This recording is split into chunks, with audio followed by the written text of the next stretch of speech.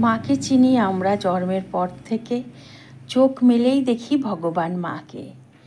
যে আমার জন্য পুরো কোলটাই দোলনা আর বুকটা বটবৃক্ষের ছায়া আর তৃষ্ণা মেটানোর জন্য উন্মুক্ত নদী।